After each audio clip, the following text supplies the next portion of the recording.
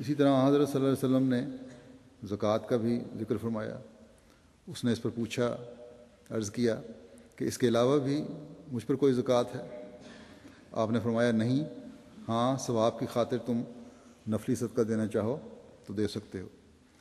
اس پر وہ شخص یہ کہتے ہوئے چلا گیا کہ خدا کی قسم نہ اس سے زیادہ کروں گا نہ کم. تو آپ صلی اللہ علیہ وسلم نے فرمایا وہاں بیٹھے ہوئے لوگوں کو کہ اگر یہ سچ کہتا ہے تو اسے کامیاب و کامران سمجھو. تو جو استعدادیں ہیں ہر ایک کی اس کے مطابق وہ عمل کرتا ہے. کچھ کو آپ نوافل کی تلقین بھی فرمایا کرتے تھے. پھر نویں بات یہ کہ قرآن کریم کے تمام احکامات قابل عمل ہیں. اس کا مختصر ذکر پہلے بھی آ چکا ہے اور رنگ میں. کوئی بھی ایسا حکم نہیں جو انسان پر بوجھ ہو، جیسا کہ حضرت صلی اللہ علیہ وسلم کے اسوے پر عمل کرنے کے ضمن میں نے بتایا کہ ذکر ہوا ہے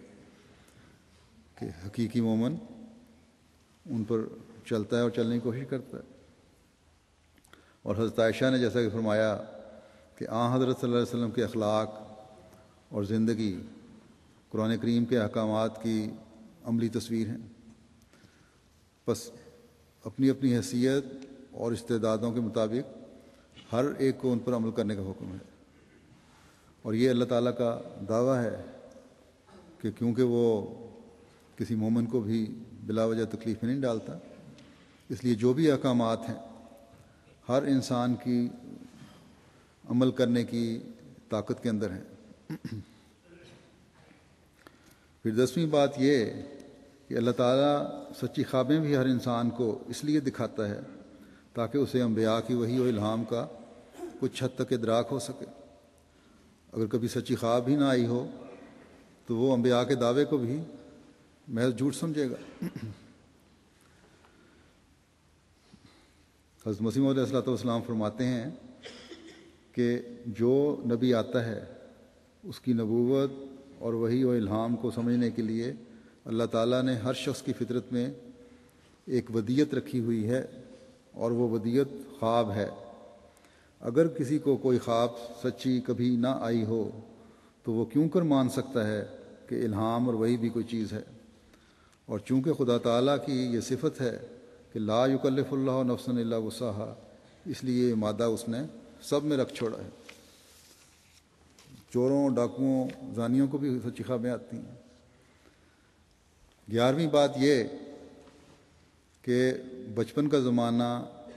اور جوانی میں قدم رکھنے سے پہلے کا زمانہ بے خبری کا زمانہ ہے. اسی طرح جو کم عقل ہیں یا ذہنی معذور ہیں وہ بھی ان کا احکامات پر عمل نہ کرنا یا اس طرح پابندی نہ کرنا قابل مواخذہ نہیں ہوگا. حضرت مسیح موعود علیہ السلام فرماتے ہیں کہ ابتدائی زمانہ تو بے خبری اور غفلت کا زمانہ ہے. اللہ تعالیٰ اس کا مواخذہ نہ کرے گا، جیسا کہ خود اس نے فرمایا ہے لا یکلف اللہ نفسا الا وسعہا. 12ویں بات یہ کہ اگر جوانی اور پوری ہوشیاری اور عقل اور تمام قوا کی صحت کی حالت میں اللہ تعالیٰ کے احکامات پر عمل نہ ہو تو پھر یہ بات قابل مواخذہ ٹھہرے گی.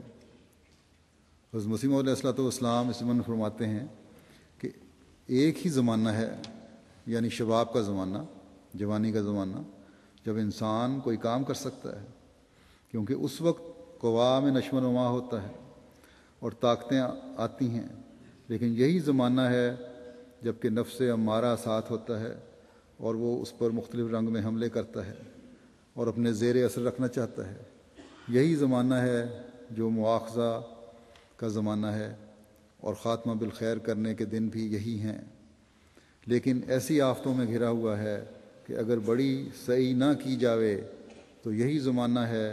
جو جہنم میں لے جائے گا اور شقی بنا دے گا. ہاں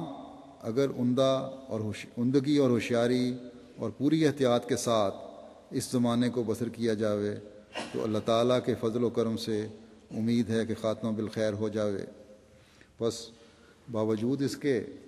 کہ اللہ تعالیٰ کسی جان پر اس کی طاقت سے زیادہ بوجھ نہیں ڈالتا، جو احکام دیے ہیں اور جن کے نہ کرنے کا حکم دیا ہے، اگر ایک انسان ان کے مطابق اپنی زندگی ڈھالنے کی کوشش نہیں کرتا، باوجود اس کے کہ اللہ تعالیٰ نے اپنی وسیع تر رحمت اور بخشش کی خوشخبری دی ہے، اس سے فائدہ نہیں اٹھاتا اور خود انسان اپنی وسعتوں اور طاقتوں کا فیصلہ کرتے ہوئے خدا تعالیٰ کے حکم سے روگردانی کرتا ہے، تو جیسا کہ حضرت مسیح علیہ السلام نے فرمایا ہے، جہنم میں لے جانے کا باعث بنتی ہے یہ بات۔ اللہ تعالیٰ نے خود بھی